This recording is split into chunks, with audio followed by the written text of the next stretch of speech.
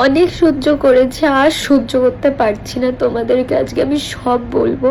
না, রচনা এত ছোট বয়সে যে এত কষ্ট করে ভিডিওর পিছনে, সেটা মানে বলে বোঝানো যাবে না। আমি কার কি ক্ষতি করে দিয়েছি? মানুষ এতটা খারাপ কি করে হতে পারে? সাম্প্রতিক কয়েকদিন থেকে সোশ্যাল মিডিয়া খুললেই আমি দেখতে পাচ্ছি দুষ্টুদি এবং রচনাদি কান্না করছে। আর কান্না করবেই না কেন? কারণ তাদের সাথে যেগুলো হয়েছে সত্যি খুব বড় অন্যায় হয়েছে। আমি জানি না এগুলো আর কতদিন চলবে। তো কি হয়েছে ইতিমধ্যে তোমরা অনেকেই জেনেছো, আবার অনেকেই জানো না। তো চলো তোমাদেরকে জানিয়ে দিই। তোমরা সব করে জানো দুষ্টুদির একটি ফেসবুক প্রোফাইল রয়েছিল, যেটার নাম ছিল বর্ণালী বিশ্বাস। ওখানে প্রায় ফলোয়ার্স রয়েছিল 2.8 মিলিয়নেরও বেশি। তোমরা বুঝতেই পারছো 28 লক্ষ মানুষ তাকে কিন্তু ফলো করতো। আর ওই প্রোফাইলটা আজকে নাকি সাসপেন্ড করে দিয়েছে। তোমরা যারা সোশ্যাল মিডিয়াতে কাজ করো তোমরা অনেকেই জানো একটা প্রোফাইলে 28 লক্ষ ফলোয়ার্স কতটা কষ্ট করলে আসে। আর সেটা যখন এইভাবে নষ্ট করে দেয় কিছু মানুষ, তাহলে কতটা খারাপ লাগবে তোমরা ইতিমধ্যে বুঝতে পারছো কিছুটা হলো। তো আমি শেষে একটা কথাই বলবো, দুষ্টুদিকে তোমরা যারা যারা ভালোবাসো অবশ্যই এই যে দেখতে পাচ্ছ তার নতুন ফেসবুক প্রোফাইল, এখানে তোমরা তাকে সকলে মিলে সাহায্য করো। দুষ্টুদির মতো একই ঘটনা ঘটেছে রচনাদির সাথে। রচনাদির ফেসবুকে ফলোয়ার্স ছিল